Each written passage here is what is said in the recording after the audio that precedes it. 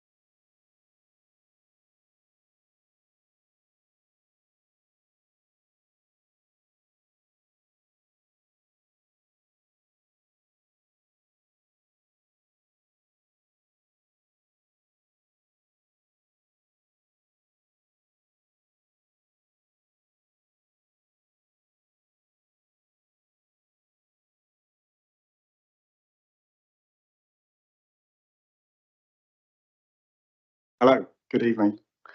Please can I welcome everyone to this meeting of the Health and Environment Policy Committee meeting taking place from the Wharton Suite, Winchester Guildhall. The time is 6:30 p.m. My name is Councillor Steve Cremoyson, chairperson of this meeting. This meeting is being live streamed and recorded to the Council's YouTube channel. Subtitles are available and advice on how to turn this on is set out on our website. Can everyone please ensure that mobile phones are on silent, and in the unlikely event that it is necessary to evacuate the building, the fire alarm will sound. Please follow all the instructions given to you by our team. Can I welcome, I would welcome members of the public, but I think we're lacking members of the public, but welcome to fellow councillors, fellow members who are sat there in the back, and I know some of you want to talk later. And I'll invite you forward at the appropriate time. So now turning to the agenda. Can I have apologies and notification of any deputies? Thank you, Chair. So apologies for absence received from Councillor Greenberg with Councillor Brophy deputising and from Councillor Warwick with Councillor Kern deputising. Thank you. Thank you. The first proper item on our agenda is the appointment of a vice chairperson for the municipal year of 2023-2024. So could I invite nominations? Thank you, Chair. I'd like to propose John Tippett-Cooper for Vice Chair, please. Thank you. And are you, Councillor Tippett-Cooper, happy to stand? Yes, Chair, I am. Thank you. We have a seconder, please. Yeah, I'd like to second Councillor Tippett-Cooper. Thank you. Any further nominations? Okay, I think that's carried.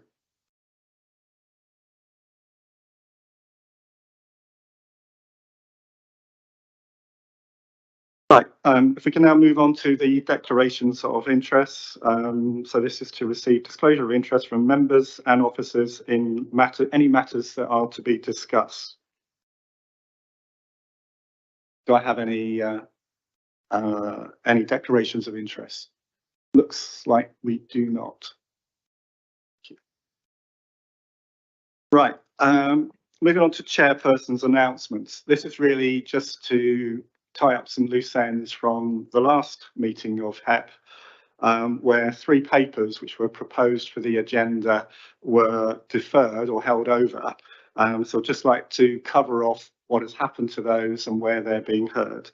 So the first item that was deferred was the air quality policy paper.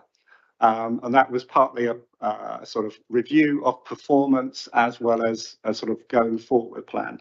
But that has actually been, because the timing has been heard, and I think it's moved through to Cabinet for ratification. And the next opportunity for that paper to be heard is on the work plan for February 2024. And as everything was on track, that seemed to be the appropriate thing to do. Wait till then. The second item that was missed out, and that was because of lots of a big focus on water quality and some of the issues with outages from Southern Water. The council homes retrofit programme was the second item.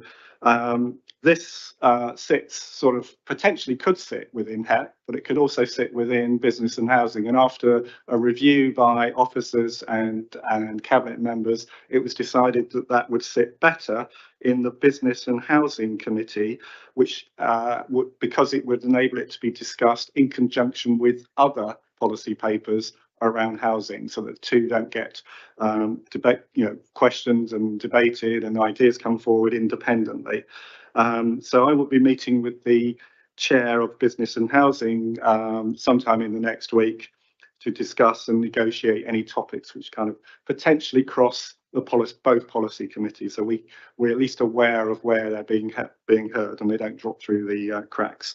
The third item that was deferred was the SIL review. Now that topic has previously been through HEP twice, so it's not like it's not been through this committee, and it was coming back for a kind of final smoothing out of any policy wrinkles at the last meeting. Officers have taken all that SIL advice on board and needed to move it forward so that the final strategy paper can now progress. And essentially, as of this meeting, there's no real value opportunity for this HEP committee to provide into that policy paper. So moving on to the dates of future meetings of Health and Environment Committee. As you can see in the agenda, the future dates are Thursday the 21st of September this year, Tuesday the 5th of December this year, and then Wednesday the 28th of February 2024. So hopefully we've all got that already in our calendars and we've got those dates locked in. Moving on to the minutes of the previous meeting held on the 1st of March 2023. Those minutes included a response from Southern Water to a whole bunch of points that were raised in that last meeting. As I mentioned before, I think it was quite a long meeting, lots of points raised, and lots of concerns from the public and our other bodies around the Southern Water performance. The prior chair of this committee, Councillor Laming, has assured me that these are a fair account of the meeting. And I'd just like to put it out to the committee that, having read the minutes, we all agreed with Councillor Laming's assertion. Thank you. And I know you, Councillor Bolton, you were there, so better place than some of us to say that it was a fair account. So thank you. Right, do I need to sign them now or do we do it later? Okay, right. So moving on to item 7. Where are we? We do not have any public participation. So I think we can jump through, well, not so much public participation, but we do have members who wish to speak on some of our other following agenda items. And I think I can confirm, I think I know already that you wish to speak just prior to that agenda item. Can I just get a nod, got a thumbs up from Councillor Wallace and a thumbs up from Councillor Power. Right, so let's move on to item number 8, which is the future of waste and recycling, which is a I think it's going to be led by a presentation delivered by Officer Campbell Williams. Councillor Lerny, do you wish to introduce the paper to get us started? Thank you, Chairman. Just very briefly, I think we're all aware that waste collection and recycling is one of the most important services that this council provides to residents. It's certainly the service where people notice fastest when things start going wrong, and it's one of the things where councillors hear most on the doorstep about residents' aspirations to recycle more, and receive a lot of questions about why we're not already recycling many of the things that other councils do. We're now at an exciting juncture in the further development of our waste service, where we're looking at significant county investment into facilities which will allow us to collect more, and some significant changes in government regulation around waste collection. So I will leave it to Campbell Williams, our head of service, to lead you through that in the form of a presentation. I'll share the screen if that's okay.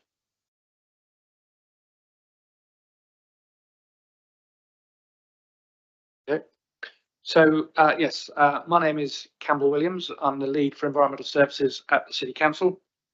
I'm aiming to do a short presentation of about 10 or 15 minutes. So I'm not going to go into huge details on this. If anyone has got questions afterwards and want to contact me later in the week, that's perfectly happy with that. And the slides are going to be circulated. So So just setting out very little bit about what we do now. So Winchester City Council, we're a waste collection authority, which is really means we have a specific statutory duty to collect household waste and recycling from all the houses in Winchester, which inside includes the communal properties. And we then pass that on to Hampshire County Council, who has a statutory duty as a waste disposal authority. If you look at the amount of tonnage of our waste, and I'm going to skip through all the details of here, I'm not going to read through every slide, but I think some of the key facts on here are that we have about 43,000 tonnes of waste and recycling collected from our 57,000 households. Some of that goes into the black bag stream, some of it goes for recycling. Of that recycling, some goes as garden waste to be composted, and some goes to the recycling plants. And we're currently on about 40% as a recycling rate. Now, some of this is changing, how this is working out, and as Councillor Lerney said, there's a lot of excitement at the moment because there's some very significant government proposals. And so things like the garden waste scheme at the moment, the government is deciding on whether charging can still continue on that. If you look at our black bag waste, which goes into your black bins, around a third of that is food waste, and the government is currently consulting on whether to fund food waste collections. And we've also got some changes with the county council, where there are some changes in how the arrangements that we work with the county council are organising, so that at the moment any recycling of the wrong sort that goes to the recycling plants and comes out as contamination, the county council pays for it. We might have to pay for that in the future, and equally when we do recycle things at the moment, we get some of the income, and in the future the county council might get some of that income instead. So a lot of changes. But what's really quite interesting, well, at least it's interesting to me, I don't know if it's interesting to you, but if you look in our black bin, as I said, we've all got black bins, and this is from some samples taken from last calendar year, or last financial year, sorry. So about 2% of the stuff that goes in our main black bins is stuff that we currently recycle and could go in the green bin. And equally in the green bin, about 5% of that is rubbish that should be in the black bin. In both, there's quite a mix of remaining material that could be recycled. So about a third of the material in the black bin could, in theory, theoretically be recycled, and other authorities which run different systems to us can recycle those. And if you go in the green bin, quite a lot of the material that's in there, about 10%, is things which people think they can recycle, such as yogurt pots, tubs, trays, cartons, which again you can recycle elsewhere. If you go in the black bin, about a third of that is food, and just over a third of that is rubbish. Whereas if you go in the green bin, 85% of it is the recycling we're targeting. About 25% is newspapers and magazines, about 25% is mixed paper, about 20% card, and about 15% is plastic bottles and cans. And actually, when we look at income, a lot of the income is related to those plastic bottles and cans, which have the highest value for the tonnage that we collect. Lots of data on this. I could talk for a while about this, but I'll move on. So what's really interesting is if you look at this graph here, on the left-hand vertical axis is our recycling rate, and this is a graph showing in green all the collection authorities in Hampshire, and in red is Winchester. So our recycling rate of just over 40% is at the moment the third best in Hampshire. And in terms of the bottom axis, which is how much black bag residual waste is produced per household in kilograms per year, we're also the third best of the Hampshire authorities, on about 470 kilograms of household waste per year. So we're doing very nicely, thank you, in Hampshire. Problem comes when you look at all the other collection authorities across England who have different collection systems, and you can see that many of the Hampshire authorities are in the middle or towards the bottom of that, and Winchester is no different from those in terms of comparing with other authorities. There are others doing much better than us, and as an organisation with our commitments around carbon neutrality, we want to be going greener faster and looking about what we can do differently. So just again explaining what we do at the moment, and you'll all know this, if you, this is the majority of our households. We also have some communal properties. We've got about 10,000 of those, and we've got some properties that don't have direct access from gardens onto the streets and have no curbside, so they have a different system. But by and large, we have two main bins at the moment: the black one for residual waste, the green one for recycling. There's a charge for garden waste service, which comes with two different size bins, and there's a black glass box, which is smaller than the others. And that's what we have at the moment. And as you go around the country on holiday or visiting people, you might see that there are lots of other different bins which people use. So the small brown bin there could be a food waste bin, which you might introduce in the future. The blue bin, there are people who have bins for cardboard and paper, so a fibre bin. There are some people who have bins for absorbent hygiene products, which tend to be yellow. So there are a range of different bins we could have if we're looking to improve our recycling. As I said, the organisation wants to really have an impact on carbon neutrality. So what's really interesting in alongside our ambitions to improve, the government is bringing in some national changes which are more significant than anything else that's happened in waste management for a long time, if they're all brought in. So three key phases up here. DRS stands for Deposit Return Scheme. So the intention of that is that things like this plastic bottle here, once you've used that and got it, rather than throwing it in the bin and the local authority having to treat it, you take it back to the place where you got it or somewhere else, and you'd get a deposit back on it. And the government's intention is that comes in by October 2025. The second one is about extended producer responsibility, EPR, and that's saying that the people who produce this plastic bottle, they have to pay the government, who then pass that money to us, which covers the full costs of recycling or disposing of that packaging. And those EPR things include glass and cardboard and plastic bottles and all types of packaging. And the third key new phrase is around consistency. And this is about making sure that wherever you go in England, you can recycle the same materials. So in Hampshire at the moment, you can recycle the same materials across Hampshire. As soon as you cross the border into Dorset or Wiltshire, or what was Berkshire, different types of systems, different types of materials. So I'll talk a little bit about each one of these and give you some examples. So extended producer responsibility, which is where the government is making manufacturers pay for the cost of the packaging that they produce going through the recycling system. You will now, if you buy a bottle of milk, the lid is no longer green, the lid is white, and that's because supermarkets are starting to replace those because it's cheaper to recycle them and it's more effective, and you might sort of see those sorts of things happening.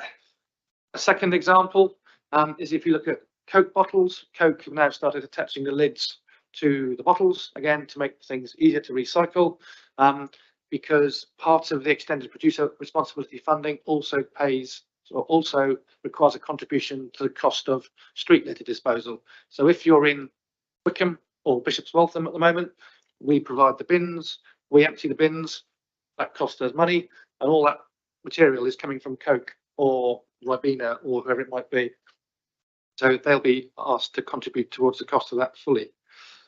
So extended producer responsibility, really significant figures. Second one is the deposit return scheme. So it's just a photograph of an example of the sort of thing which you'll have to take back. And if you look in Alresford High Street, for example, the number of places selling takeaway drinks containers is quite significant. The theory is that each outlet which is selling a takeaway drinks container would have something like this in it, which is going to take some organising and getting used to, and some collection systems. But this applies to this is going to apply to all plastic bottles, all drinks cans, but not glass. As I said, that's due to come in October 2025. And the really key question everyone asks is, how much do I get for my plastic bottle?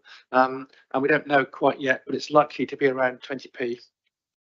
Which one of the key drivers about this is to make those worth money, so that you don't see them lying around in lay-bys and on the streets, because there is an incentive to put them somewhere. So I'm not going to read through all of these, but there are some really significant figures attached to this. As an authority, as it's scheduled at the moment, the City Council is due to start receiving some payments from extended producer responsibility in the year 24-25, which is horrific to think, but that's actually next financial year. Don't know how that's happened. And that's likely to be a significant amount of money. I think we're talking well over £1 billion is expected in terms of extended producer responsibility funding, moving from producers to local authorities to support the cost of disposal. And with that, if you're spending the money and giving the money to government, you'll want a good system. And so as in return for that, you know, the producers will expect a good system to be organised and operated. So the third one, we've got DRS, we've got EPR. The third one's about consistency. So the intention is, as I said, that across the whole of England, the same materials are recycled, not necessarily in the same way. So here's a photograph of the Cornish waste disposal or waste collection system.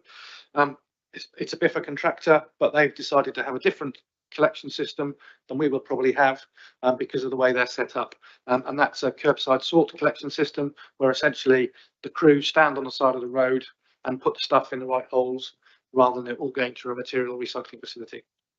But the point with this slide is no matter how you collect it, the material collected is aimed to be the same, and that's with waiting on the response from the government to confirm what that will look like. So what that means in Hampshire is, if you can read this slide, you all know what we currently collect at the moment because you all do it and are very good recyclers, I'm sure. But the deposit return scheme is likely to remove the plastic drink bottles and the cans from that curbside collection. And remember what I said earlier about where the income comes from. So that might remove the income. But we're also going to be adding plastic pots, tubs, trays and cartons and glass probably into the recycling mix. And in the future, would be adding in aluminium foil and potentially soft and flexible plastics. And this is to make Hampshire and all the recycling in Hampshire, which includes Winchester, consistent with what happens everywhere. So wherever you go on holiday or go on business, the same systems will operate. And so in order to do this, we need to change the infrastructure we have. Because at the moment we have 2 large material recycling facilities which take our stuff, and to change the recycling we need some more recycling facilities.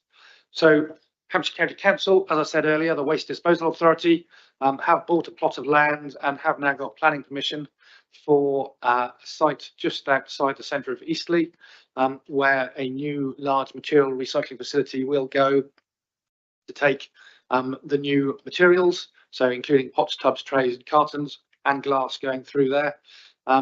And so as part of building that, they're looking to review their agreement they have with us, which is in place at the moment, about how the money moves around the system, to provide some incentives and to make sure that the whole cost of waste is as low as we can possibly get it, which all makes sense. And I think we're brought up to, and I think this is a good idea, and this is a sensible way to go forward. So what we're doing at the moment as a council is we're starting to evaluate how we should operate in the future. So, what shape should our waste and recycling system be? How many bins should we have? What bins should we have? What colour should they be? How do we collect them? How often do we collect them? What happens if you've got a big family and they have lots and need lots of bins? What happens if you've got special needs in terms of clinical waste, for example? We're pretty sure the government is going to require food waste collections. And so how do we deliver a mandatory food waste collection across Winchester? A 23-litre brown bin might work if you have a house like a lot of us have, but if you live in a communal property, it might require a different solution. So how do we do that? We're also evaluating the inter-authority agreements between Hampshire and the City Council, as are the other collection authorities, to look at what the impact is on us. And a lot of this is around some of the uncertainties that we've got with the government, uncertainty on their consultations. And the fourth thing we're evaluating is looking at what we can do in the short term to really have the biggest difference that we can have, and whether we can use something called HVO, which is hydro-treated vegetable oil, which has a much smaller impact on climate change than the current use of diesel we have in our vehicles. So this is quite a busy graph, and you won't read this particularly in the time it's going to take me to talk through it, but what it hopefully gets across is this huge amount of things which are going to happen in the next 10 years. The targets we've got, the significant statutory changes which are coming our way, the collection differences you'll have, and what will happen differently. And what's really interesting with all this, and I'm talking through this, and the government's putting some big strategic ideas out there, but we have 57,000 households, and as Councillor Learney says, any of your members will know if the collection doesn't happen, you find out about it pretty early on. And this is the one service that everyone gets from the City Council once a week. It's really important, it's really high profile. If we change that, that's a big effort in itself.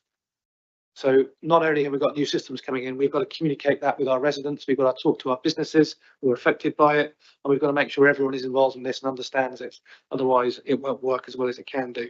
So there's a whole load of major key events and milestones, but we've really got to make sure this rolls out properly across Winchester, and make sure we get everyone involved in how we do that and what the decisions are.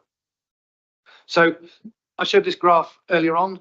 So this is the same graph, and I just thought it might be worth talking through a couple of the authorities who have the highest recycling rate and the authorities which have the lowest amount of residual waste produced. So the top recyclers is Three Rivers Council, which, if you look it up, is in Rickmansworth, and I had to do that because I didn't know where it was. And the other one is East Devon Council, and that has the lowest amount of residual waste produced at just under 300 kilograms per household per year. And if you look at them, whilst they're subtly different, they've both restricted the amount of waste that goes in your residual waste bin, one by making the bin smaller and one by collecting it less frequently. They both have a charged for garden waste service like we do. They both have a weekly food waste collection, but we don't at the moment, but we could do. And they have a recycling collection on a weekly basis. And that recycling collection on a weekly basis contains more materials than we have at the moment. East Devon do it via 2 containers, Three Rivers do it via 1 container. But you can sort of see, if we're looking to improve, if we introduce a food waste bin, that'll have an impact. If we restrict the amount of black bag waste you collect, that'll probably have an income. If you increase the recycling rate, you have an income. But all these things come at cost to the community, cost to people, and cost to the taxpayer potentially. So this is all about trying to work out what the best solution is to move forward as fast as we can. So some questions for the Health and Environment Policy Committee, really, and this, I think, this is my sort of last slide pretty much.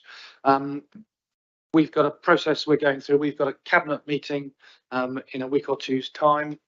So this is time so we can get your input into that ahead of that cabinet meeting.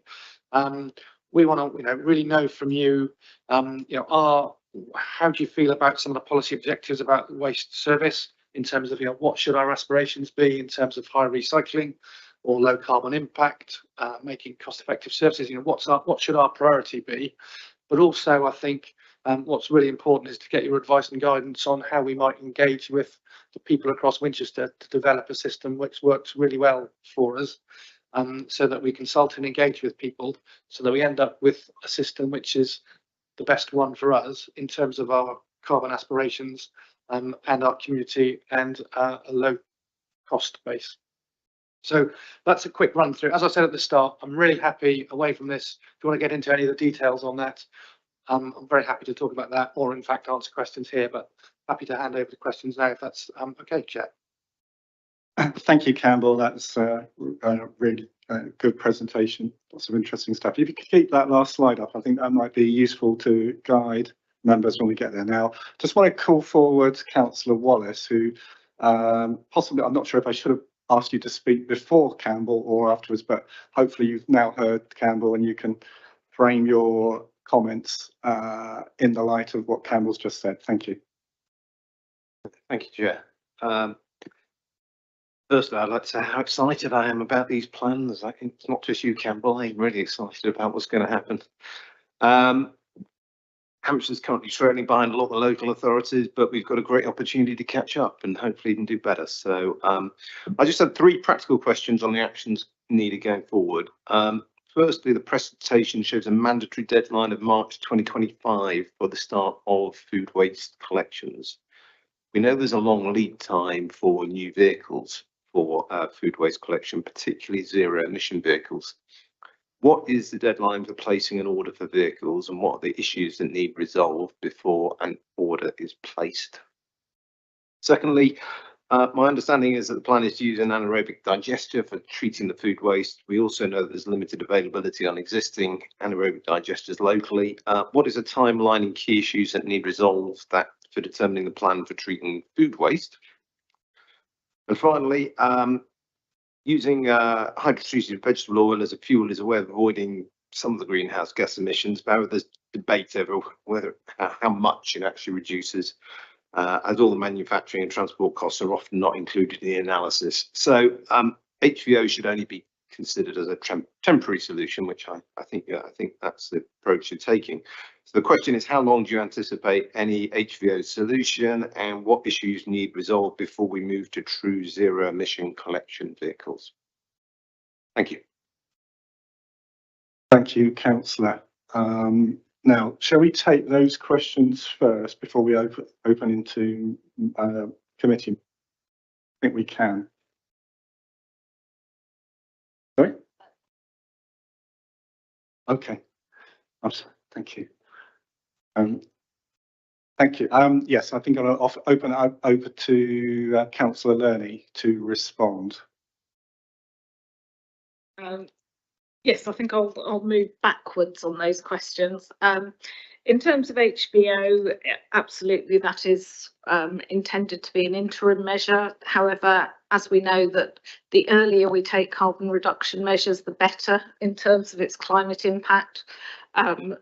There is a long lead time on zero carbon vehicles, and indeed it's quite difficult getting hold of them at all at the moment. We also have issues around looking at the infrastructure which is available, whether that turns out to be maybe hydrogen or maybe electric. In each case, we have significant infrastructure requirements before we can run a fleet of trucks running off those fuels.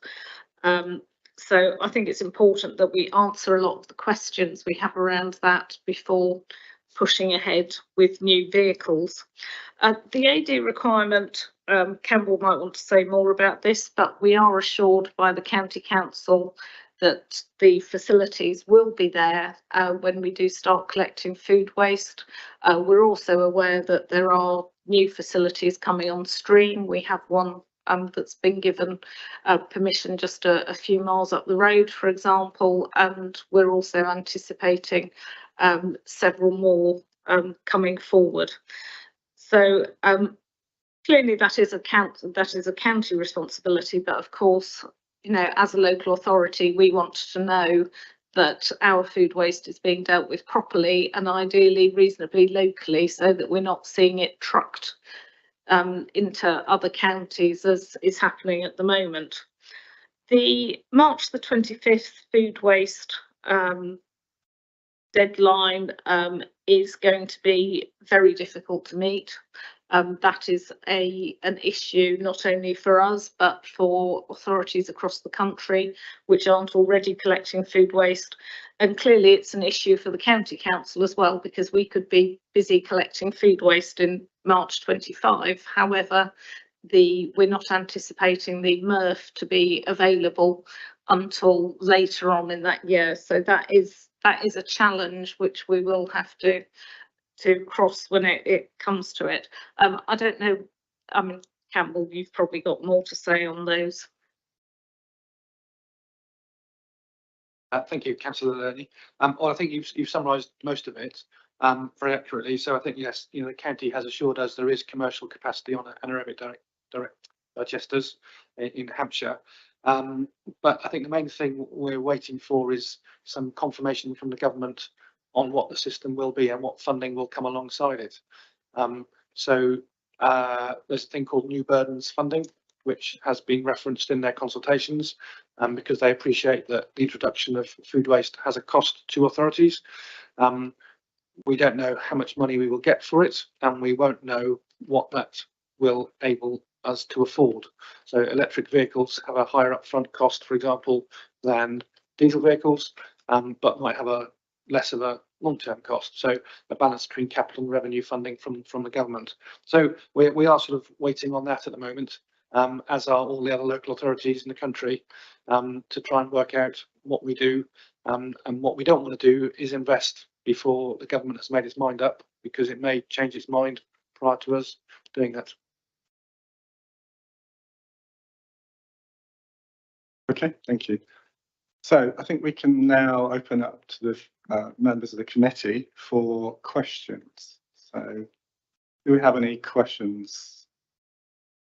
Councillor Brophy.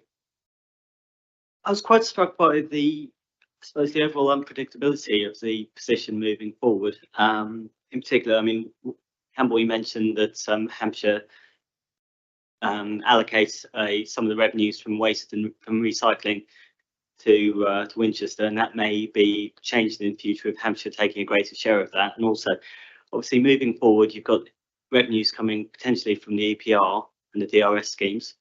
But those seem inherently unpredictable as well. For example, if packaging manufacturers find out how to reduce the amount of weight of packaging significantly, which many of them are doing, that could impact the amount of revenues from recycling moving forward. So I guess, as well as the opportunities to recycle more, is there any way of addressing or kind of anticipating some of those risks from a revenue perspective moving forward? Well, you're right. There is some significant unpredictability at the moment in terms of the scale of funding that we're going to get. In the discussions we've been having with DEFRA about this, and they have some regular meetings with effectively all the local authorities on a big Teams call to say when the latest stuff is happening. We're due to find out in around October, November, how much money roughly we'll get in 24-25 from the extended producer responsibility funding, and that's intended to be confirmed then in the new year, in order so it can fit into our budgets for 24-25. And so on the Teams calls I sit on, a regular question is, when are we going to find out how much money we're going to get? So we are working on that, and Winchester is one of 60 authorities across the country who are working with DEFRA to model what our cost would be in the future. So they're basically working with local authorities to produce some models about what each local authority should receive based upon what it costs them at the moment. But you're right, there is some real uncertainty around this. So we're starting now to sort of map out what we know and what we don't know, because there might be, as you say, changes in terms of, as example, what the county council share with us in terms of income from a new material recycling facility, but also that income might be significantly decreased if it all moves into a deposit return scheme. So there are some real uncertainties about this, and there's some big numbers. And as an example, about 50% of the material that goes into our recycling stream is packaging waste, and about 25% of the material that goes into our black bag waste is packaging waste. And the theory is from the government that becomes 100% paid for through extended producer responsibility. So they're quite big figures in terms of money. Councillor Kern. Thank you very much, Chair. Yeah, so I guess an observation followed up by a question. Of course, obviously being a vast district, I think there's certainly lots to consider in the sense of the rural needs and then the city needs in the sense of bins and how that collection works. In a tiny, narrow rural lane, doing self-sorting as it goes down the road could cause a lot of traffic congestion. So it's good to hear, obviously, there'll be lots of thought about that. Something that also leads me on to is then looking at some authorities and the quantity of polypropylene bins that are then either on the high street or are produced. And I know they're pretty much produced now 50% from recycled material, but I just wondered, the couple of questions on that is there an example from the previous examples we've seen from other authorities of the cost of introducing all those bins? Because it's going to be a lot of bins to issue across the entire district. And who fits that bill? Is it going to be like the recycling bin that the end user has to pay for? And also, what's the carbon cost of producing that many bins if we go for a 4 or 5 bin element? Obviously, this council's goal of being carbon neutral, is it kind of how long is the payoff of putting these bins on? Because if it's a 10, 15-year carbon payback to do the bins? Is there a better way that we can maybe do it?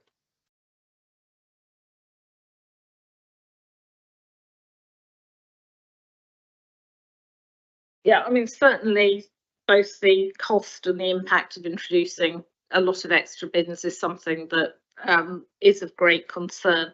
I think one of the issues about that is that while we may have some choices, we may well have no choice in terms of the number of bins we have because of the consistency regulations coming down the route. At the same time, we will have choices around size of bins, whether they're bins or whether they're other containers.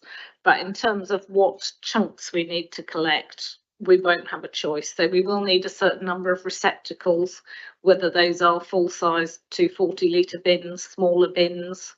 Some authorities use bags to collect card and paper, which I have to say I would be rather concerned about in terms of having soggy cardboard around the streets. So there are quite a lot of issues for us to consider there, but certainly we will want to have a look at that. The other aspect of that is obviously the longevity of the bins, because we might choose bins which are sturdier because they contain more plastic, which would increase their carbon impact. But on the other hand, if they last twice as long, then that might be a better route to go down. We are aware that modern bins tend to have a lower lifespan than the ones we originally introduced when we switched to wheel bins collections. Many of those original bins are still happily trundling around the streets now. So there is a lot to think about. And one of the reasons why we're keen to move forward with consultation is finding out what residents do think about the kinds of receptacles they'd like, whether there are going to be issues around the containers, the amount of bins, the size of bins, and all of those issues. And while ultimately government will tell us what we need to collect, I think it's really good for us to be ahead of the curve as far as some of those what you might think of are minor issues, but as you say, if you live in a small house on a narrow street, then those really will matter to you. Councillor Bolton. Thank you, Chair.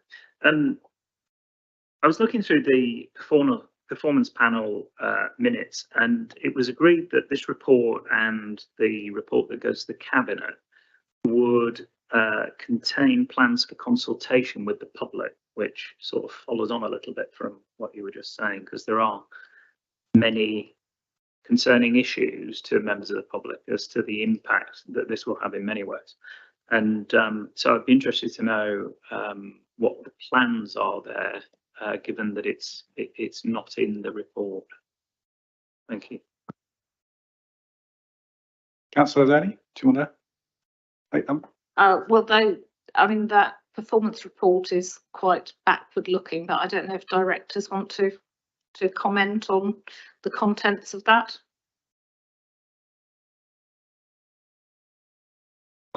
You've got the advantage over me in terms of what's in the performance panel reports, but the sort of things that we'll be consulting over are, as been mentioned already, sort of the colour of containers, the number of containers, size of containers, specific issues that households might have in terms of the ability to collect residual and recycling waste. Obvious one will be the communal areas, and also special needs or assistance that households might require to help them to increase their ability to recycle and reduce the residual waste. Our intention is to get some specialist help in terms of some expert help in terms of that consultation, but hopefully that gives you a flavour of the sort of areas that we'll be consulting on, and that's what's contained in the Cabinet report that will be coming forward in a week or so. Chair, do you mind? Yeah, thank you. So just to see if I understand you correctly, so when you report to Cabinet, there will be a brief in there about the public consultation process that will take place. Is that what you're saying? Chair, through you. There won't be a specific recommendation in terms of the nature and detail of the consultation. There will be a recommendation in terms of authority to consult, and it will contain some of the sort of headlines that I've just explained. And it will also make it clear that the expectation is that we'll seek some expert advice to help with that consultation. That's about as far as it will go. So there won't be a detailed plan in terms of how it will be done in that cabinet report. Let me just ask this one final point then. Will there be consultation with the public on the waste and recycle programme? Yes. Okay. Well, I'll leave it to Simon to answer, but I suspect the answer is yes. I don't want to second guess the decision of the cabinet, but there will be a clear recommendation in that report to seek authority for consultation.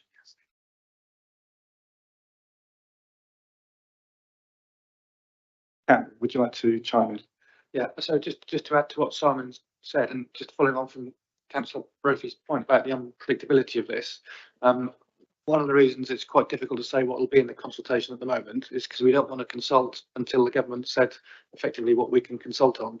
So we could go to consultation and plan to go to consultation in 6 weeks' time, but if the government hasn't released its consistency consultation, which might set out limits on how often we can collect or what we can charge for or what becomes free, what we don't want to do is plan to do a consultation, ask people questions, and then a week later find that the government is making that consultation invalid. So there's quite a lot of complexity in there, but as Simon says, we're absolutely committed to doing consultation on this because we want to find out the best system for the people in Winchester so we can move faster and go greener than other people, really.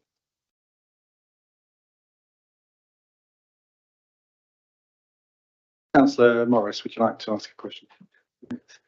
It's just something which I'm not quite clear on, which is in the recycling in Hampshire slide. It says that under items that will be added in the future has glass, and we are already recycling glass. So it's whether this means that glass would be added to the recycling bin, or whether that's the facilities coming online to deal with them together or separately later on.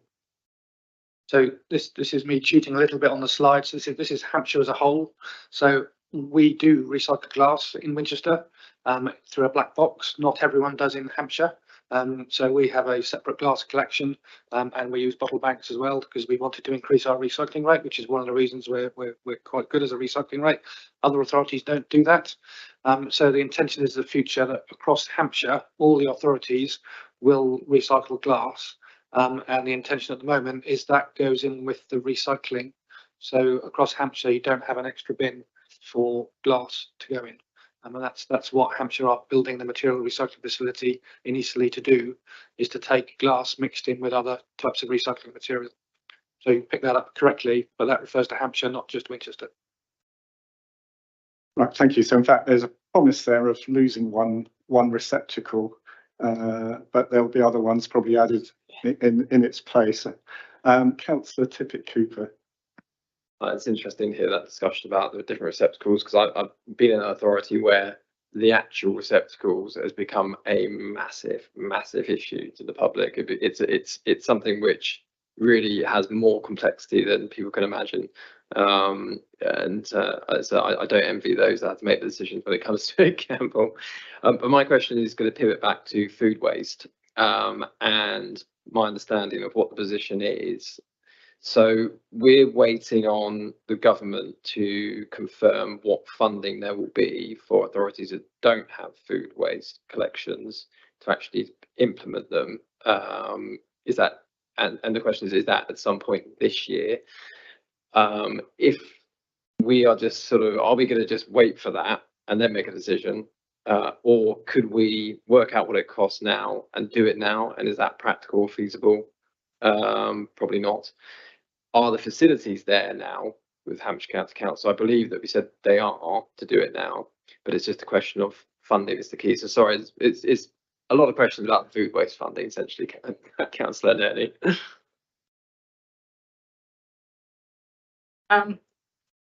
This is one which is quite difficult because I would love to say absolutely we're going to forge on ahead with food waste. However, the legal advice we have had is that it will not be sensible for us as an authority to do that in terms of potential later funding. Now, there is a great deal of uncertainty around this. We do hope to hear later in the year What we do want to do though is put ourselves in a position where we can make a decision on that, a formal decision, at the earliest possible opportunity, rather than waiting until the government gives us all the information before we do anything. So Campbell, I don't know if you want to add to that.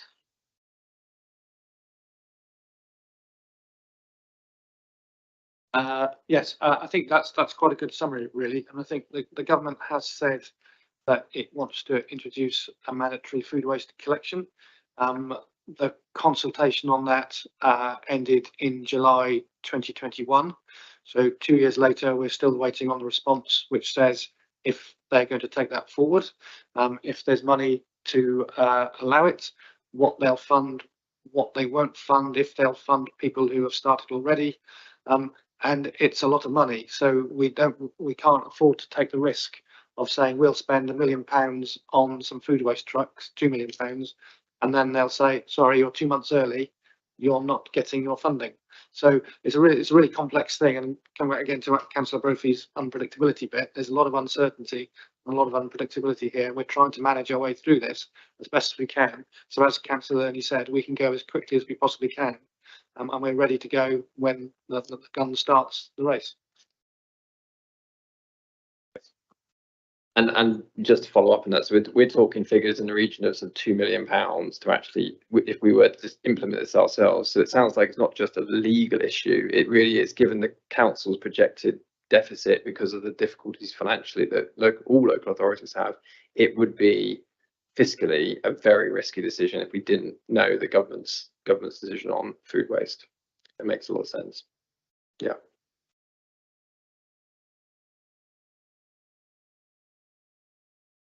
Councillor Bolton. Thank you. When we first heard your presentation, sadly it unearthed a contamination issue in the Bolton household, which was with regard to aluminium foil, which my wife assured me was recyclable. And I then went home with a presentation and said, it isn't, you know. And it made me think, why isn't it? Because aluminium cans are recyclable, so why not aluminium foil? And then it made me think, well, have we got any low-hanging fruit that are available that we could, which is sort of, you know, an extension of your point, Councillor Tippett-Cooper, because I wonder whether there are things we could do and we're not doing because it's more of a, you know, we've got to line up too many ducks in a row to try and get it done, but it might actually be that we can up our recycling rate. Just thought I'd check that and confess. Yeah, the issue with aluminium foil is basically around the MRF and how it sorts out the different kinds of recycling. And aluminium foil is also, there are a number of different issues which make that quite difficult under the current scheme. We have been looking at this. We are looking at the potential of expanding Tetra Pak recycling through bring sites, which isn't obviously a doorstep service, but is potentially something which we could expand. There is a cost to that. The other thing we've been looking at is the potential of collecting coffee pods, which are aluminium, so they do have a value, and those can be collected through the manufacturer's recycling schemes, but it would need BIFA to collect something else on top of all the things they're already doing for us. So, for example, the batteries and the small electrical waste. So we are discussing that with them, and hopefully we will be able to introduce that before we move forward with the big changes. So it's a relatively small thing in terms of our overall recycling. It's not going to change our recycling rate, but potentially it is an extra something that we can offer to people. Campbell, would you like to comment? Yeah, just you are right, Councillor Bolton. There are Councillor Lenny's mentioned a couple of things. One of the other things which is potentially more low hanging than some other things, not necessarily low hanging, but is we've probably got about 10,000 communal properties. So that whereas you might put your stuff in your bin and be concerned about it, we have a number of communal locations where bin stores are of different sizes. They've got the wrong sorts of bins in there. Nobody looks after them. They're not very well lit. They're not well signposted. And that's one of the things we need to really look at and to improve that so that everybody has the same access to recycling across Winchester, and that we increase the ability to people to recycle in communal blocks of properties. And that might be something we target as part of this programme as well.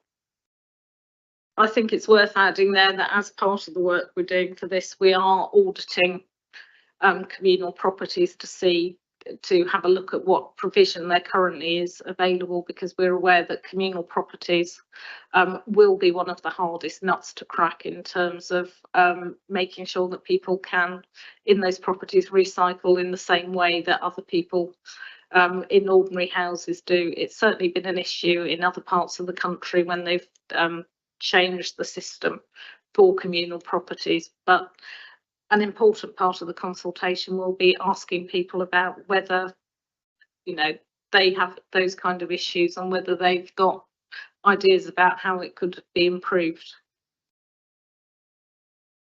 Thank you. If I may just ask one question. We've explored sort of bins and types of bins and so on, and I'm sort of interested around the sort of behavioural side of things, people behaviour, and what insights, what work has been done to better understand how people behave and how the system that we set up can maximise the amount that's recyclable and minimise the residual waste.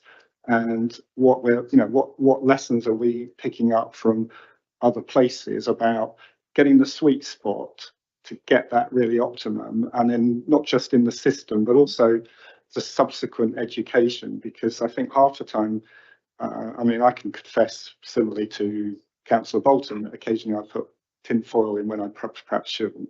I'm sure we all make those types of mistakes of aspirational recycling when and it seems to me it should be, if we can make it as simple as possible and as intuitive as possible, you'll get a higher rate. So it's what work has been done in that regard? We are looking at other authorities, having talked to Sarah Nelms, who's the leader at Three Rivers, who incidentally is the daughter of a former Lib Dem councillor at this authority. So there is a connection there. She says it's all about making it easy for people.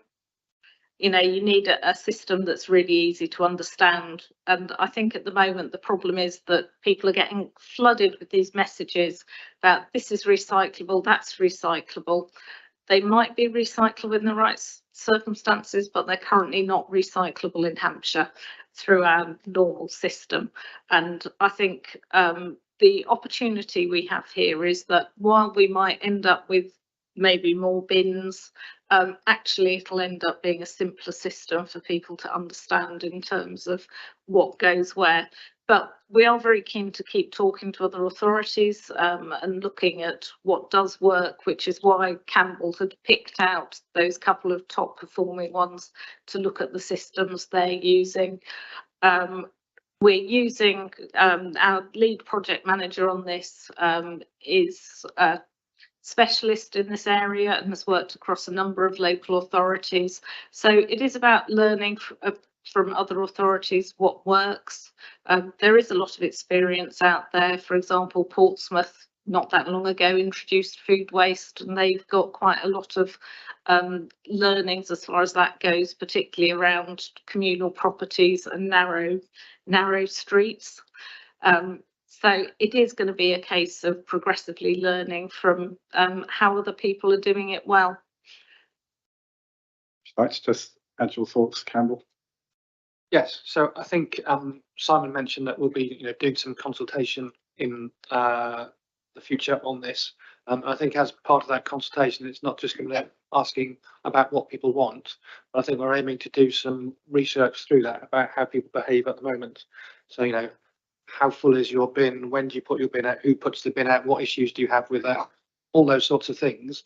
So we can learn from that as part of the consultation.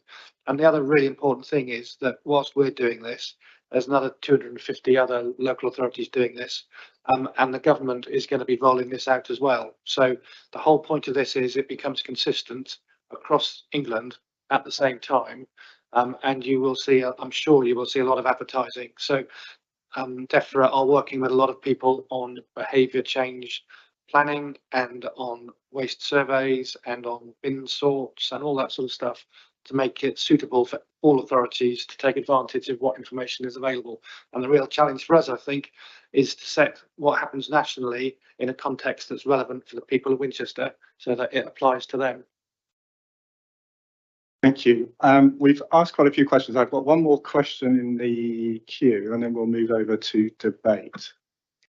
It was just a quick supplementary question on the national changes and consistency. And Campbell, I don't know if you're aware, or if you have an answer to this, whether DEFRA also in consistency terms and kind of making things intuitive, bring in better packaging of different materials. Obviously, you know, some of us may know different acronyms for different forms of plastics and hydrocarbons, but that might not mean as much to the average consumer. Is that part of the piece in terms of education that's coming down the stream?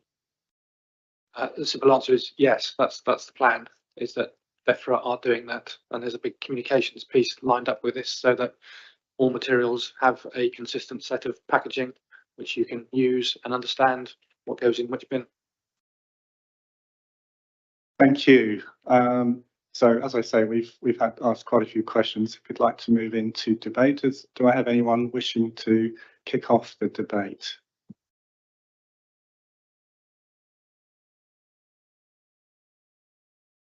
Right, thank you, Councillor Tippett-Cooper. I'll lead the charge because I'm sure lots of people have got a lot to say. I've still got dozens of questions here, actually. I've typed away, but I'll pick up you later, Campbell. But no, I can see why this paper is here now, because although there are a lot of uncertainties and although there is lots of exciting possibilities, it's important to get the council really thinking about this early, because what we don't want is a scenario where we get a large funding stream and suddenly everyone's scrambling around wondering what to do with it. So the planning is a really good sign, and I'm really grateful, Campbell, for you and your team's work on this. I think where we've got I like Councillor Bolton's point about looking for the low-hanging fruit, and I think there's definitely some points there that we can pick up. And another one I would add in there is whether we can learn from those good authorities around how they are doing their communications with the public and looking at how we can convert some of those percentages as to what's in the bins to the right sort of percentages of what should be in the bins. And that may be a communications piece that doesn't necessarily need a lot of funding, but could be quite effective. And also looking at those other sort of authorities. Three Rivers, for example, have a very successful, as I understand it, local volunteer group called Sustainable Three Rivers, who help push the sort of messages out and actually engaging with people in Winchester, because this is something that I do think Winchester residents are really, really passionate about, in getting ideas from them and in finding groups within our communities that really want to lead this. And I can think of several, you know, WINAC is one, and where I do a lot of work at Unit 12, our pantry manager there is one of sort of a key local recycling champion who does a lot, even within her very micro community around where she lives. Those sort of individuals are going to be really key to pushing out the messages on this. So engaging with them is critical, and the planning is obviously really critical. So it's really good to see this paper, and I'm grateful for it. Anyone else wish to add 2 cents or respond in any way? Oh, yes, thank you, Councillor Morris. It's just because there may be because of the current economic situation, and the government may change its policies at the moment, but we're sort of working on the assumption that this mandatory food waste may come in. We're waiting for the guidance on that, and with EPR that may be delayed for a year or 2 years because of the high levels of inflation and so on. I'm wondering, with something like food waste, whether we should just be making a commitment to go ahead if the government doesn't come to a decision in the next couple of years, because we could end up in a situation where we're waiting for the government to decide something and that decision never comes. Thank you, Councillor Morris. Any further comments? Debate? Right. Clearly, as was pointed out in the introduction, there are people living in 57,000 houses who all have a keen interest in their bins being collected on time and in the right way. And this is clearly going to be a very significant change. So I think I welcome the opportunity to hear about what's coming downstream, even though there are lots of uncertainties which must make your jobs really difficult, trying to kind of work out, prepare for things where you're just not certain of a number of key things that would actually help make it a lot easier to implement. So thank you for bringing it to HEP tonight. And I would ask, I think this is going to be an ongoing thing, and I suspect you would like to bring it back to us at some future date, not too far away. Certainly, it'd be, I think we'll all be interested in the outcome of the consultation, but at whatever point you feel it would be useful to yourselves as officers to soundboard with the committee, I'm sure we would welcome hearing from you and fitting you into the agenda. So thank you so much.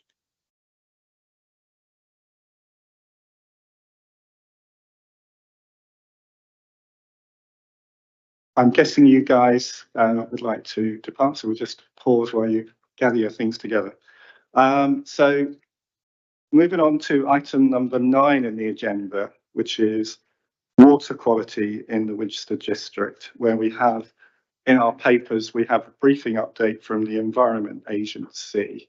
And this follows on from a very extended meeting in March, I think it was, where we had Southern Water and I think it was Natural England here taking questions, answering lots of questions from the public, from councillors and from interested parties around the district in relation to both water quality, but also the outages in several key parts of the district. Our officer Dawn Adey is going to effectively introduce that paper. We do not have the Environment Agency here to take questions from us, but before we do that, I'd like to invite Councillor Wallace, who wants to, I think, speak on this item, and also Councillor Powell. So first, perhaps Councillor Wallace, if you want to jump in first and have your say. Thank you. Thank you, Chair. I'm really pleased to see this report from the Environment Agency before us here today. We might not like all the content of this report, but by being open and honest about the issues, we can then work together to address them. My first question is, why haven't we got a similar report from Southern Water? Our meeting with Southern Water and the Natural England took place on the 1st of March, which was 4 months ago. We received this report from the Environment Agency, but where's the report from Southern Water? They answered some of the queries during the meeting. There's some additional documentation I've seen attached to these minutes, but it does not answer all of the questions that were raised and all the commitments that they made during that meeting. So what is the council doing to ensure that Southern Water follow through on their commitment to provide written update on some of the issues raised in that meeting? On the Environment Agency report, this is clearly very sobering and again highlights issues with our water quality. To pick out just 2 statements from the report. The chemical status for all water bodies in Winchester City Council's area is defined as failing due to priority hazardous substances. All 3 groundwater bodies are in poor status for groundwater quality. On On top of all the environmental concerns that these two statements raise, these two water sources are the origin of all the drinking water in the district. So to hear it's in a poor state is extremely worrying. The report goes on to proudly state that we are holding water companies to account, using the example that Southern Water was fined £90 million in 2021 for 6,791 illegal spills. However, what the report fails to state is that this fine covered the period of discharges between 2010 and 2015, and that Southern Water's own data shows that the number of spills is significantly greater now than it was at the beginning of the last decade. For example, last year alone, Southern Water made 17,104 spills. So clearly regulation is not working. At the same time, the owners of the water companies continue to make money hand over fist. England's 9 big water and sewage companies had zero debt in 1989 when they were sold off to the private sector. Now they have £54 billion of debt. The debt that's been built up has not gone to improve our water services, but instead has been funneled off to shareholders who over this time period have received £66 billion in dividends. However, approximately 20% of our water bills each year now pay for the interest payments on that debt. The current system demonstrates a catastrophic failure of governance. Our residents have had to put up with this situation for too long, and it's time that water companies were brought back into public ownership. However, until that happens, we need to support the Environment Agency's work as best we can. The motion that was passed by Council last year on addressing the cumulative impact of pollution on our waterways is a good step, particularly with planning, but I hope the Council will use this opportunity to look at the other recommendations in the report to identify what else can be done at the district level to support the improvements to our local waterways. Thank you. Thank you, Councillor Wallace. Now, with hindsight, it might have been better if I'd asked Dawn to talk about the paper first, but what should we do here? Do we debate Councillor Wallace's comments?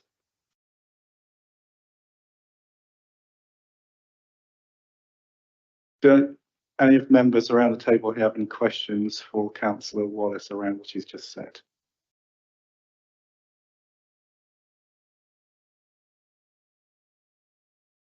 No? Okay. I think then I need to invite, thank you, Councillor Wallace. You've clearly read the paper in great detail, and you've highlighted some of the concerns I had when I read it, but I'll invite Councillor Power to come and comment about the water quality subject. Thank you very much, Chairman. First of all, I have some updates on some of the items that are in your minutes. Councillor Porter and I had a lovely trip to the Alresford wastewater treatment plant on a very hot day. We had a very knowledgeable and helpful team from Southern Water who answered a lot of our queries. Our party also included 2 water engineers and a river keeper. So the range of questions we asked was extensive. Now, we've talked about a phosphate stripper for the smaller waste treatment plants, and that's referred to in the minutes. We were told on that day that whether that will be installed or not, we will not know until early in 2027, which is quite a long time to wait. And if it is to be installed, it will not be until 2030. The treated water goes to groundwater, and therefore there's a significant amount of attenuation before it reaches the aquifer or indeed the streams, unless there are fissures in the chalk. And that could be a contributory factor to an area of very high nutrification we have in Itchinstoke, in Ovington, I beg your pardon.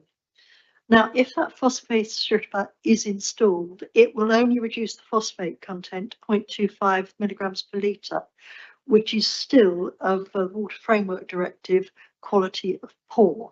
We cannot rely on phosphate strippers to reduce the level of nutrients in our water.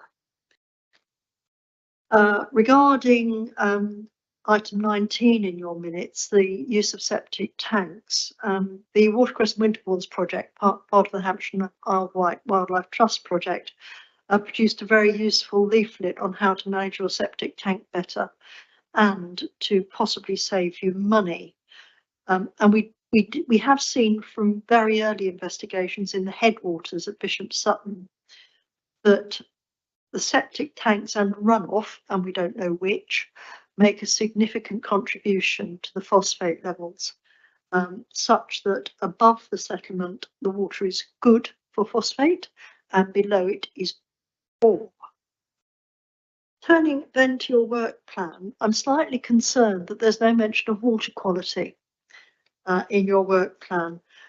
The motion to council was agreed in July 22. Now we have had other things. We've had the death of a monarch, we've had a royal funeral, we've had a proclamation, we've had a coronation. There has been quite a lot going on, but I do feel this matter should receive your attention in your work plan. There was part of a resolution which suggested you invite the Salmon and Trout Association, now called Wild Fish, and Hampshire and Isle of Wight Wildlife Trust to address this meeting. I wonder if you could consider putting that on your work programme. Thirdly, I'd like to turn to the Environment Agency report. I too welcome this report. I think it brings together very nicely the problems with our fresh water. I am slightly concerned that they think the Meon is a tributary of the Itchen, but you know, apart from that, it's an interesting report. I noticed the reference to land management. We do have a leaf exemplar farm in Alresford at Northington Down, and if they have an open day, they're making extensive work to reduce runoff, some of which is funded by Southern Water, which is interesting. I do urge committee members to go on a visit to that exemplar farm if you get the opportunity. Now, in the Environment Agency report, it names agriculture as a major source of nutrients. I am told that report is some 20 years old, and there have been extensive changes in farming practice in that period. And I'm grateful to Councillor Cutler for referring me to the documentation on that. But the very limited data we have, as again from the headwaters, is that septic tanks are a major contributor, and we are undertaking an engagement programme in Bishop Sutton with the Wildlife Trust. Are you about to conclude, Councillor? I am. I'm very close to that, and I think they could usefully present to this committee on how that goes along. Thank you very much. Thank you. So, do we have any questions for Councillor Power?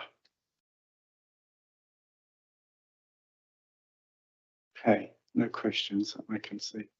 Thank you. Okay, I'm now going to hand over to Mrs. Adey, who I think is going to say a few words about the Environment Agency report. Thank you. Thank you, Chair. You're in the motion that's already been mentioned this evening. You were asked to invite senior representatives from Southern Water, the Environment Agency, the Salmon and Trout Conservation, the Hampshire and Isle of Wight Wildlife Trust and Natural England to attend a meeting to allow for a better understanding of the current levels of pollution and remedial action being taken in this regard, and publish its conclusions to inform the local community action groups.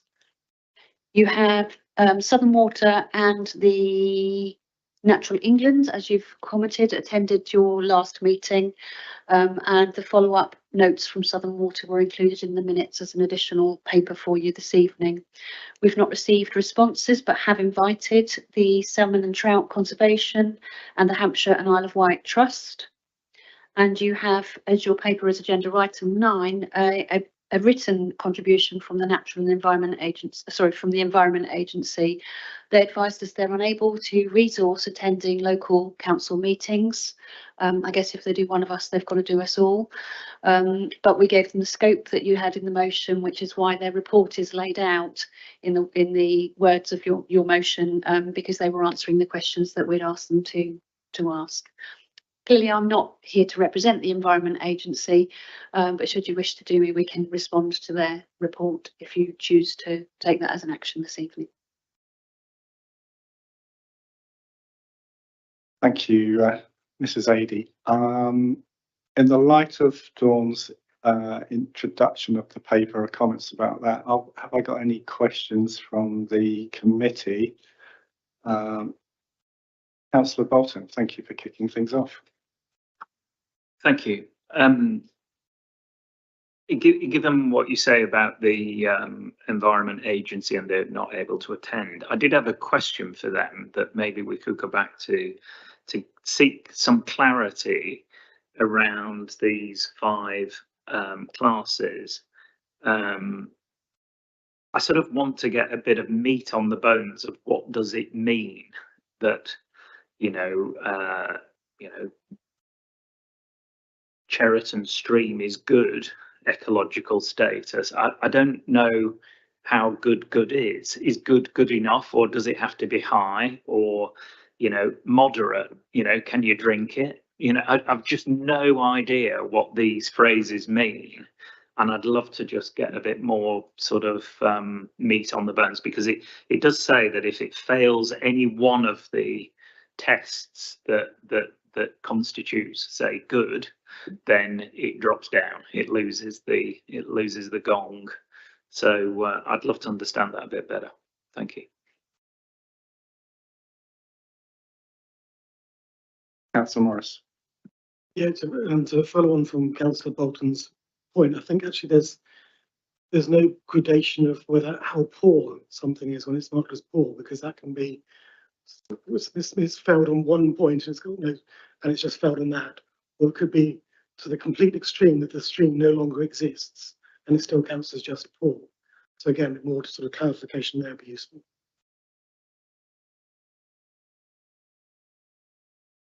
Any further questions? Oh, sorry, Councillor Tippy-Cooper. Another one for the Environment Agency, and drawing out the point Councillor Wallace made around the fact that these fines that are referred to relate to a period between 2010 to 2015, I think that's right. But I mean, I'd be good to know what their plans are to penalise what Southern Water have done in the last 8 years, and actually really show that they are penalising them in as significant a way as they deserve, quite frankly. So that's a question for the Environment Agency, is that what the plans are to do about that. Thank you. I think we may have run out of questions. Perhaps we're opening up to debate if anyone wants to kick that off. No.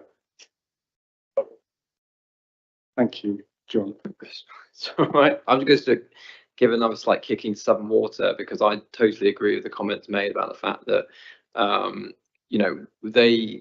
they are responsible for these problems, and I think if I were them, I'd be doing everything I can to keep engaging with local authorities and engaging with key stakeholders to show that how contrite they are, and the fact that they they may not, whether we invite them or not, I don't know, but we probably should, we should do, and they should keep coming back and should keep reporting back as to what they are doing, because frankly, and as Councillor Wallace said, given the fact that I fear the fines that they're imposed upon them are just considered as a cost of doing business, as opposed to something they are genuinely fearful of, they need to be held account. And frankly, it would be very good if we looked at a new model of water companies and who is responsible for running water, whether it be public ownership or not, I don't know. Another model that could work is one that's happening in Wales and Welsh Water, where there are no shareholders. It's run solely on a non-profit basis and for the benefit of customers.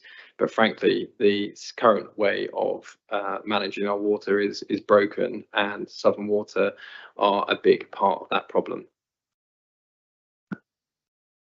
Thank you, Councillor Tippett-Cooper.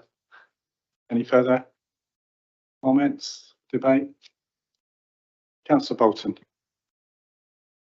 I just agree with Councillor Tippett-Cooper, and having read Southern Water's response to the previous meeting, the fact that they intend to reduce leakages by 50% is hard to quantify because we don't know how bad the situation is now, and whether actually reducing by 50% is a huge achievement or a very minor achievement, and whether it's optimistic that Southern Water will still be here in 2050.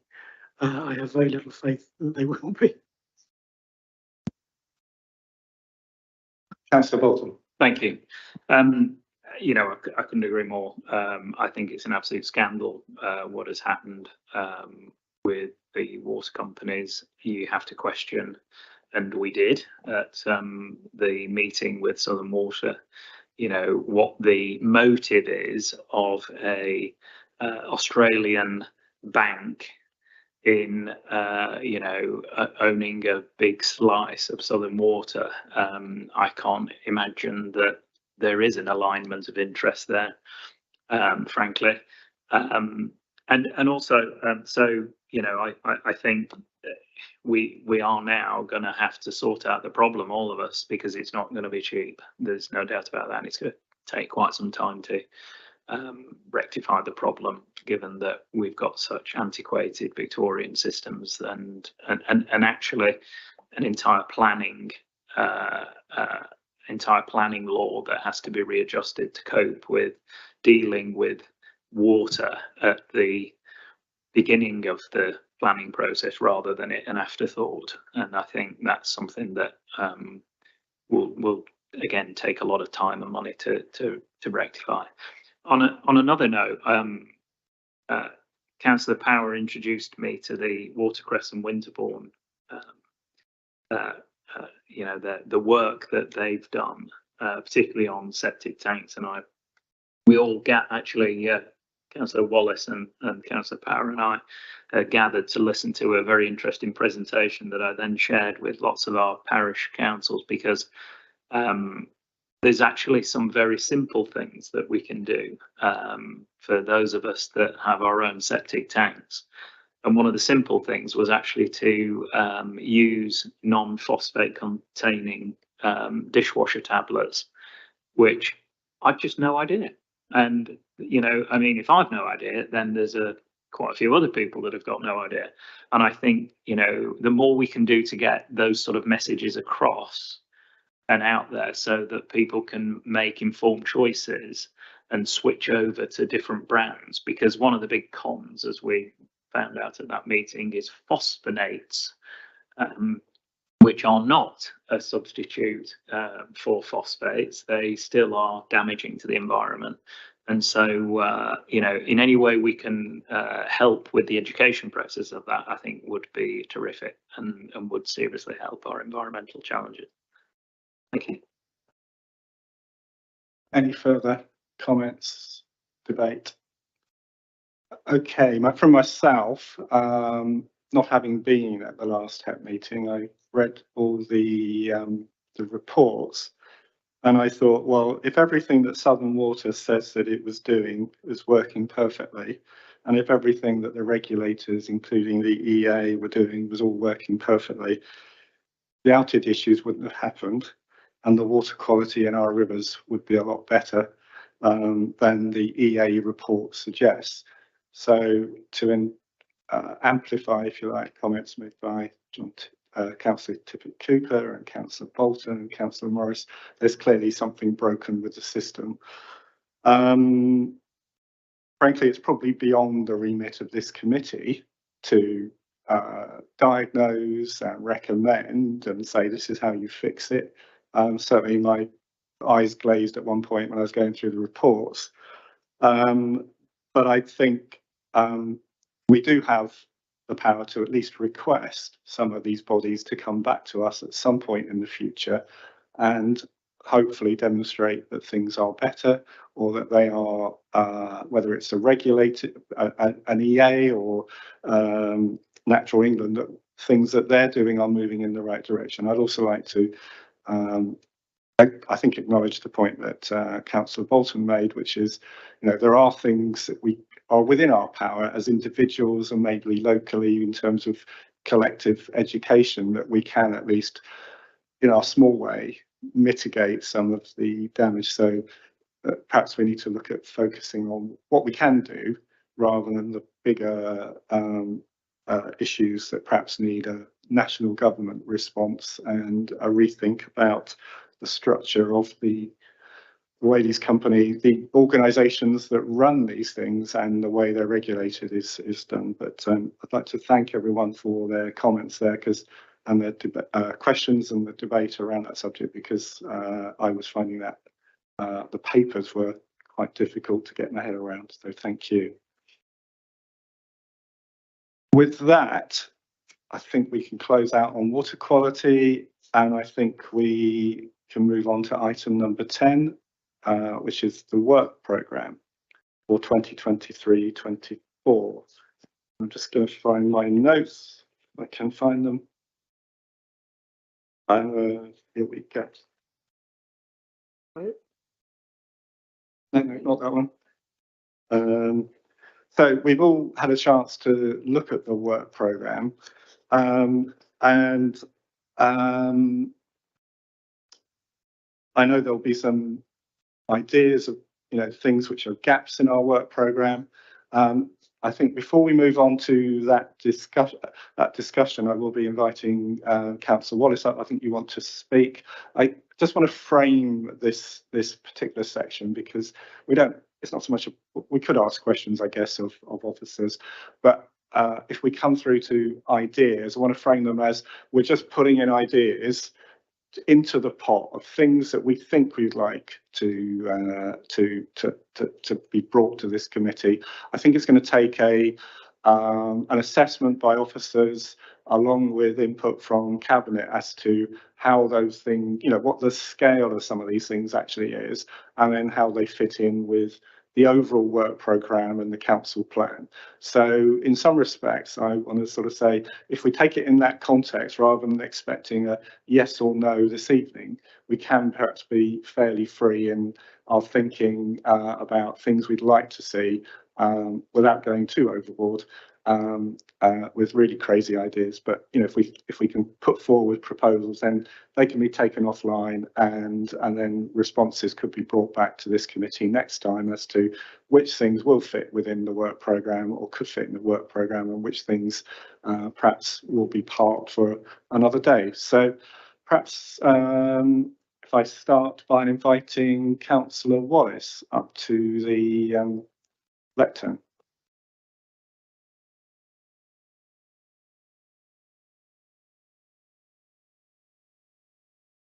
Thank you, Chair. Right, so on Councillor Lee's behalf, I'd like to submit a work programme suggestion for the council to develop a local response to the ecological emergency. I've completed a work programme suggestion form, which I have submitted to the Chair with more details. But to summarise, biodiversity is more than something beautiful to look at. It's also what provides us with so many of our basic needs. It's the foundation of our society. When natural systems are working well, everyone benefits from clean air, clean water, healthy soils, food crops, and natural flood defences. When systems break down, wildlife and people suffer. A recent assessment by the Intergovernmental Group on Biodiversity and Environmental and Ecosystem Services found that species extinction rates are tens to hundreds of times higher than historical averages. Around 1 million animal and plant species are threatened with extinction, many within decades, more than ever before in human history. The report warns nature is declining globally at rates unprecedented in human history, and the rates of species extinction is accelerating. Although it goes on to state, it's not too late to make a difference, but only if we start now at every level, from local to global. The climate crisis and nature crisis are inextricably linked and need tackled together. This work is intended to initiate a process that will result in the declaration of an ecological emergency and subsequent review of council services to identify opportunities for regeneration in nature. It calls for an extension of the process that the council has already adopted for the climate emergency to cover ecological issues at the same time. Thank you. Thank you, Councillor Wallace. If I could open it up to the floor for questions. Councillor Tippecooper. Thank you, Councillor Wells. I fully sympathise with your points there. And just a query, I suppose, is would you see that as a separate business item and report, or as something infused within the 5th December, the Biodiversity Action Plan update and B&G Management of Open Spaces of Ecological Importance update? There seems to be a synergy there, 5th December, or whether we just try and incorporate what you're aiming to do at that meeting item, or are you asking for an entirely separate item?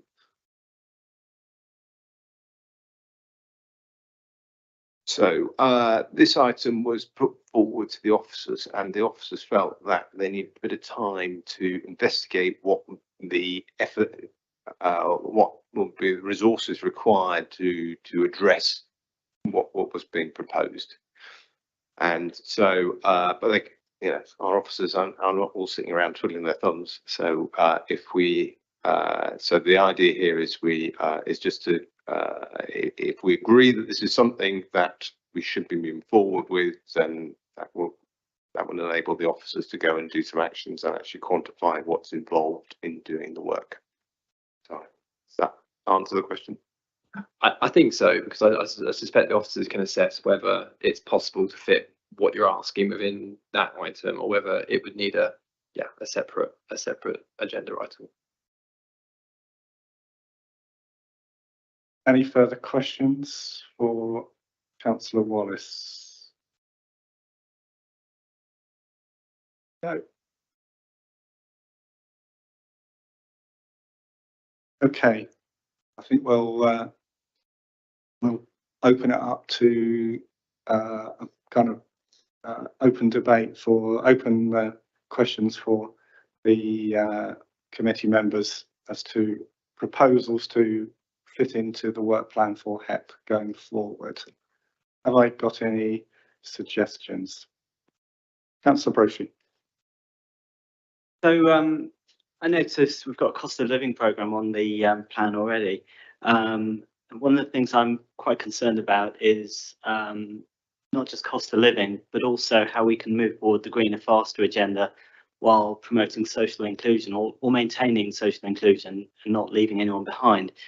In particular, with regards to electrification of transport and adoption of EVs, I think there's a potential risk of creating a two-tier society where you have those of us who have off-street parking or own a property, or both of those things, can charge at home, while other people without those advantages are sort of left behind, forced to rely on, or obliged to rely on, public infrastructure, and then at risk of any of the gaps in that provision of public infrastructure. And the concern might be that you end up with effectively charging deserts, where some people are charging have-nots and don't have access to the same benefits, and then therefore become subject to I guess whatever penalties fall upon the people who pollute more by using less green forms of transport.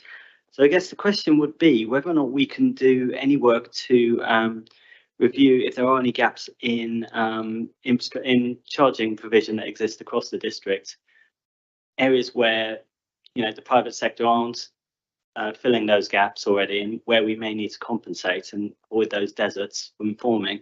And whether that could be incorporated into a programme of maybe looking at other forms of social inclusion around parking, so blue badge holders, for example, to make sure they're also ensuring that accessibility is promoted at every level in terms of how transport is worked out. Obviously, acknowledging the fact that we would like to have modal shift away from using cars, but you know, recognising the fact that cars will be an important part of that transition. Yes, thank you, Councillor Brophy. I'm just weighing up in my mind whether to open that idea up for question. I suspect we should probably just, in a way, treat it a little bit like a brainstorm. So I think hopefully that's enough for officers to take away and think about. Have we got any other proposals, or gaps in our agenda, things that you would like to see brought to? Sorry, I didn't. Councillor Morris.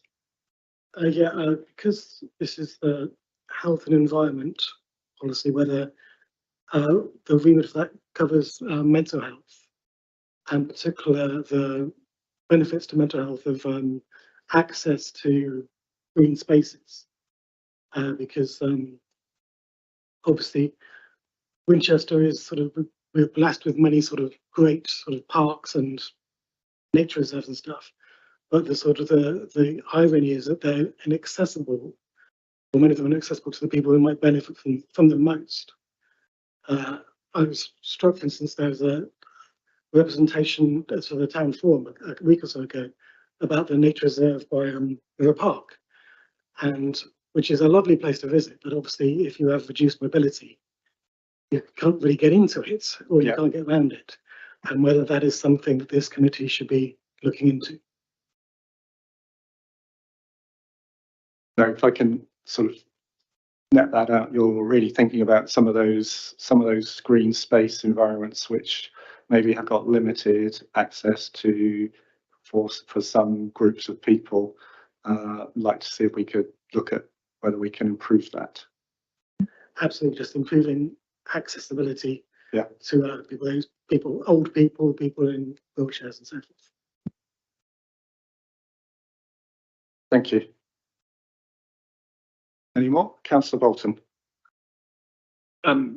Really, it's sort of as an extension of the comment I made earlier about these septic tanks. And I don't know whether this is remotely within our remit, but given it's a brainstorming opportunity, why not? And it's the issue of education and whether there's more we can do to bring those sort of points of knowledge to people that can make quite a big difference. We as a council have the opportunity to make contact with every resident at various points throughout the year, and now of course people don't get an election card, they get an A4 sheet of paper in an envelope. Well, there's a few other things you can stuff in an envelope, and it could be that we could have, you know, waste and recycling updates. We could put in there health and environment leaflets, top tips. I don't know, you know, it's just a thought. But if we are going to have to put you know, maybe a second class stamp on it, we might as well fill it with other things that could be of useful nature to people and help them, you know, be better educated. Thanks. Thank you. That sounds like a good idea, as long as we keep the weight down below 100 grams or whatever the limit is. Yes. Okay. Any further? I think is that a pen going up there, Councillor Brophy? Actually, I wanted to add to Councillor Bolton's comment on how we could, you know, use the existing channels of communication that we have. So we have social media platforms, which is effectively fairly low cost. We actually all have a role on parish council updates, so those of us who represent parishes, and whether we can put any tips in a consistent fashion, which is going to be helpful to, you know, the council into those newsletters. I'm actually thinking that's a cracking idea on the phosphates and dishwasher tablets, whether to put in tips like that into kind of updates in, you know, from the Winchester City Council to parishes as well, to disseminate it that way, and also get them to put things on notice boards as well. So I think we all have a role we could probably do more on. It's a great idea. Okay, thank you. I'm going to chip in here just to go public on some of my thoughts, and I hope Mrs. Adey won't kick me in the shins for the first one, which is a feeling that we have a very tough target in relation to carbon neutrality. And while we have individual papers coming to this committee at intervals on different aspects, like the Winchester Movement Strategy, and there's another item further on, I kind of feel like I want to see the dashboard. I want to see how we're doing.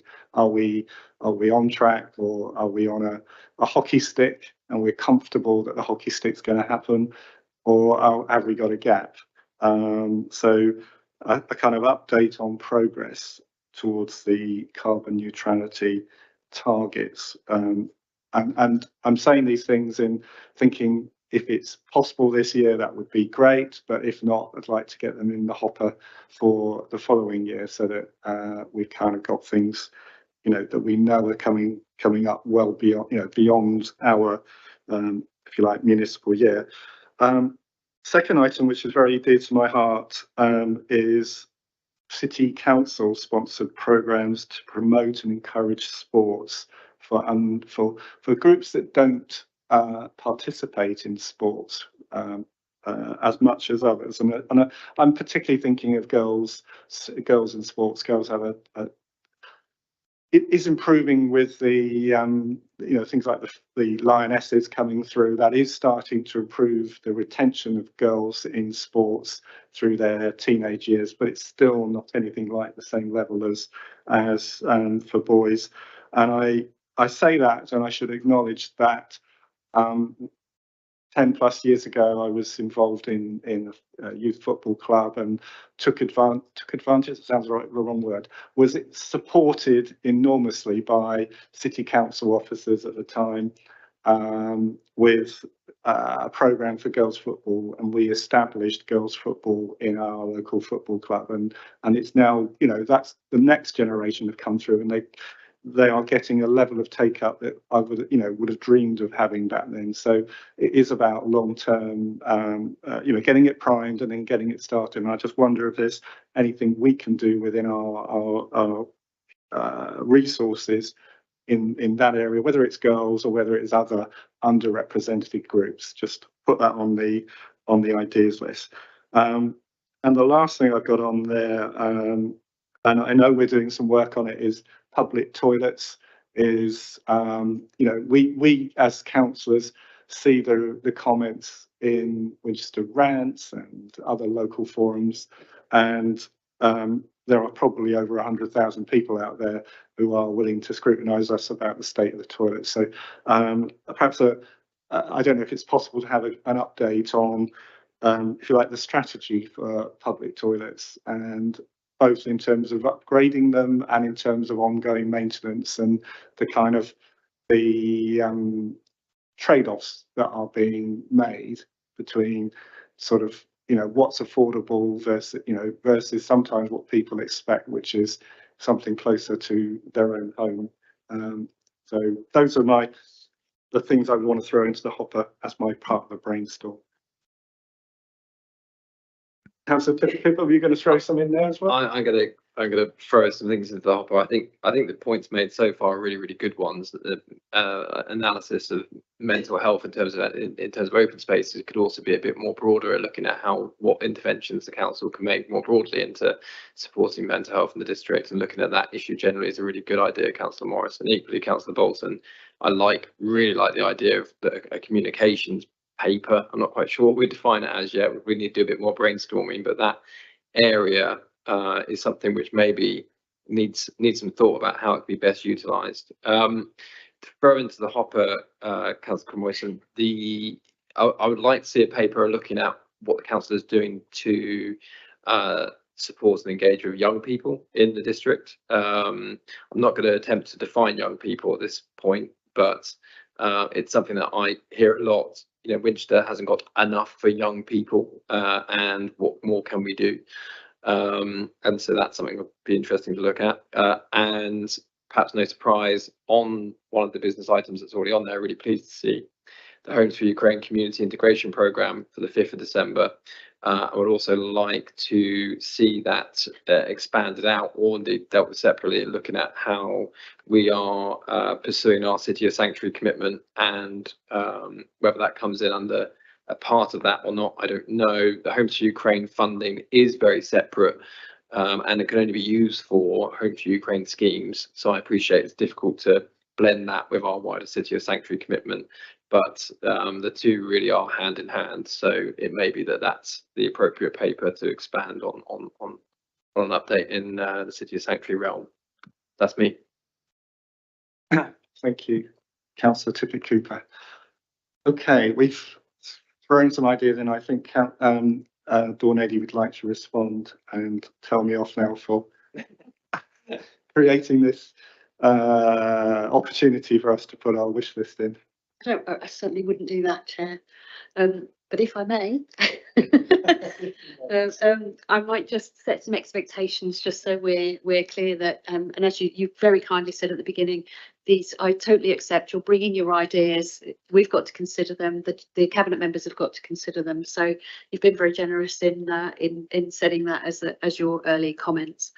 So if I can whip through your list there, Councillor Wallace has already put a work programme request in, so that one will be treated in the formal process, and the officers will look at that and discuss that with cabinet members. Councillor Brophy, greener, faster, maintaining social inclusion, possibly looking at EV and looking at social groups and social inclusion in parking, if I've got that right.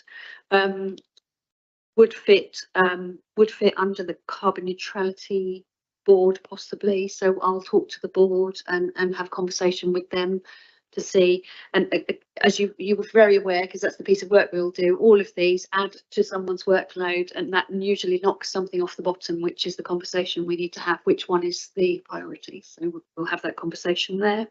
Councillor Morris, benefits to access to green spaces. And should we look into accessibility for all? We can have that conversation with the NHS group that we work with as officers. So I'll take that away to have a conversation there. It might be difficult, but I'll leave it on the list. But it would be difficult for you to set a policy for mental health and accessibility because it's not a service we offer as the council.